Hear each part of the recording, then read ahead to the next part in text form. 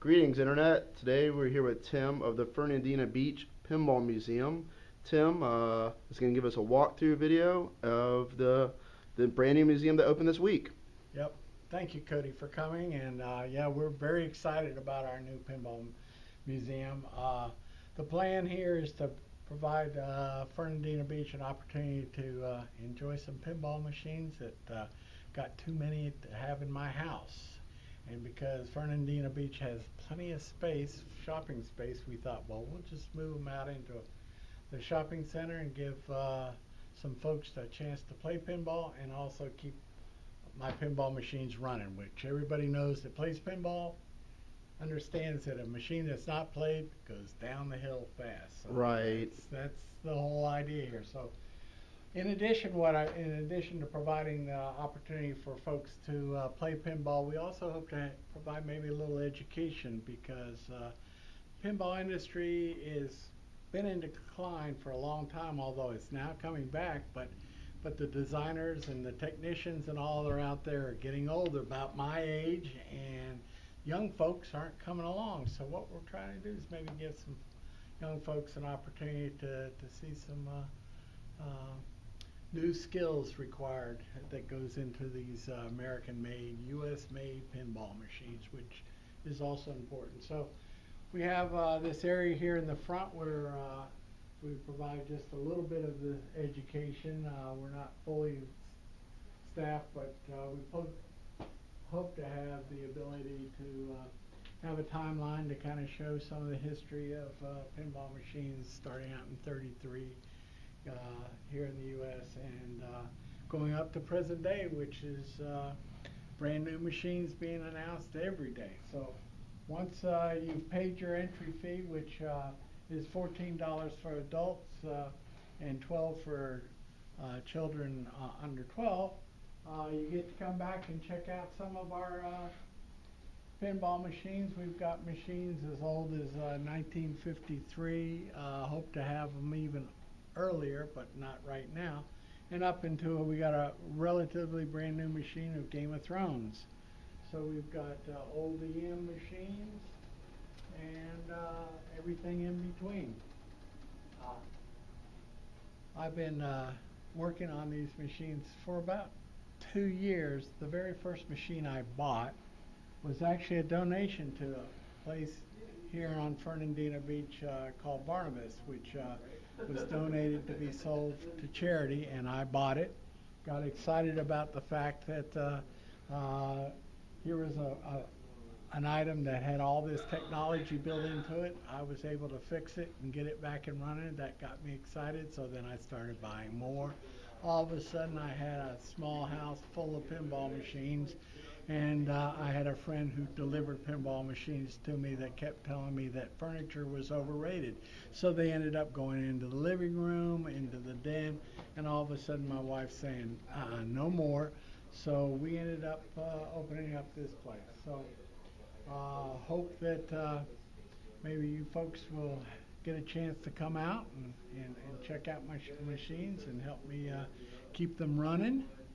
But maybe we could walk around and just kind of look at some of the machines. Yeah, some of the highlights. Yeah, well, we've got Space Jam, which seems to be really popular with some of the younger kids because of... Yep, every millennial watched this movie. Yeah. So, Yeah. And more than half of them loved it. So. Yeah, so that's popular for sure.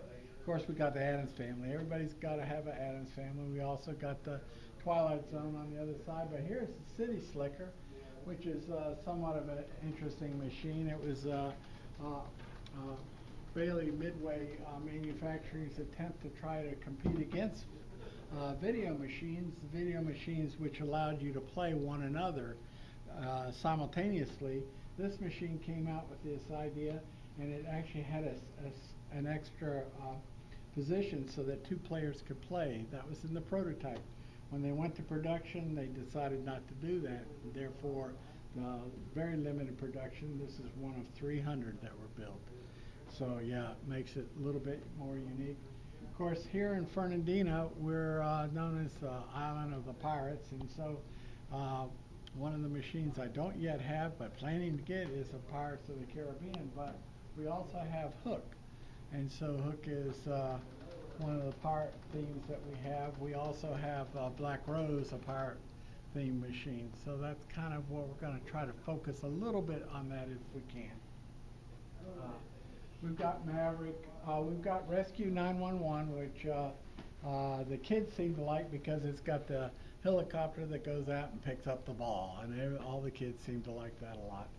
One of the machines that's in real good shape, but it's actually a remake. It's based on a 57 Williams hitter machine, and this one's called Hitter's Rally, and it's the old baseball machine. I think a lot of the fathers and grandfathers probably recognize this machine, where the old bat and ball, and you go in and hit the home run, and the players go around the bases, and so it makes it kind of fun.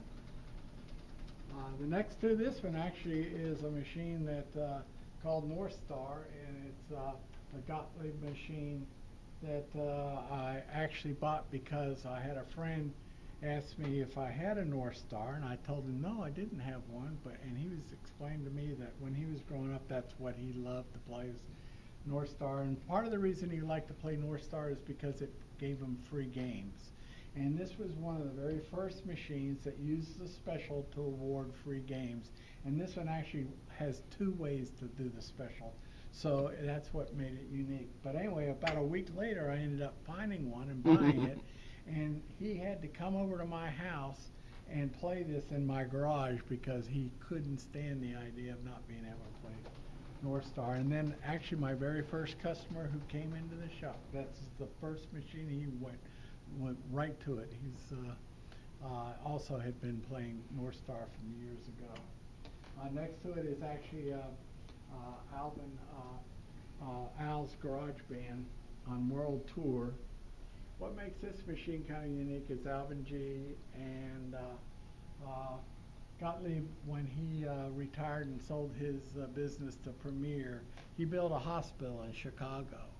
And in that hospital, because it was, I'm going to say it was the mid-'80s, I'm not exactly sure of the date, but anyway, his grandson Alvin loved the pinball machine business and all, and so he decided he wanted to start a business, and he ended up starting it up in the hospital.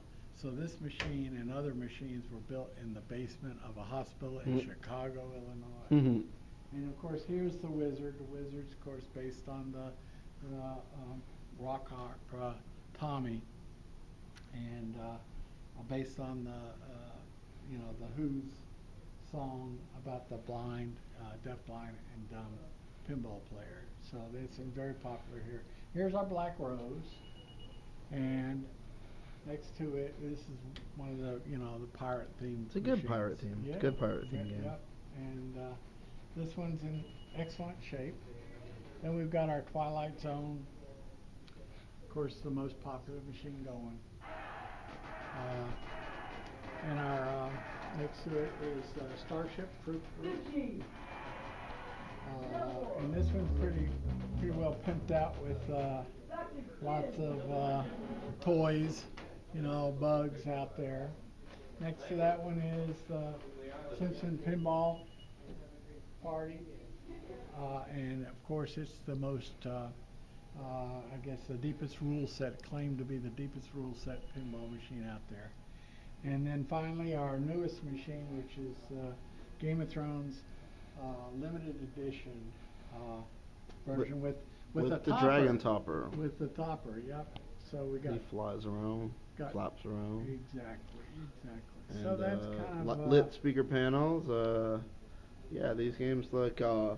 These days they're fancier than ever, and sitting on top of a data network that they use in automobiles, as a matter of fact, with distributed control systems. Yeah, so it's a bus system like USB. Yeah. So it's pretty much. It's actually Ethernet. Oh, it's Ethernet. It's a limited Ethernet. Yep, exactly. It is actually what they use in the automobiles. Oh, okay. Yep. So the Stern, retrofitted it for himself. But anyway, I didn't show you my my Avengers. This is the shiniest game here. Yeah, this is actually considered to be the platinum version, which of Apparently there's only a couple of these been made.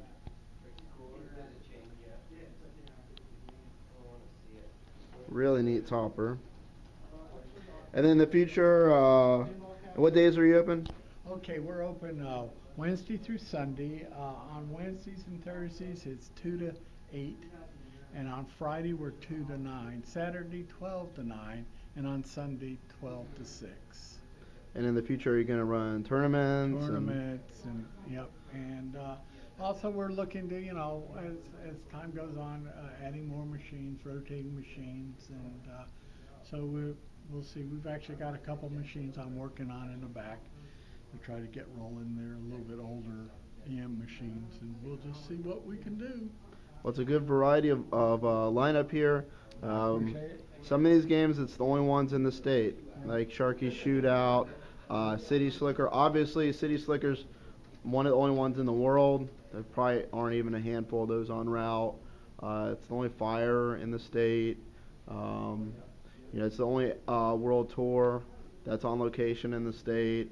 To my knowledge, it's the only Game of Thrones limited edition that's on location in the whole state. So is that right? they have pro editions Sure. around, but Yep. so a lot of these games you can only play in the state on location here. Any other parting words to the pinball community? Well, no, I appreciate you guys coming out and helping me keep my machines running. So look forward to seeing each and every one of you. Thank you very much. Thank you, Coach.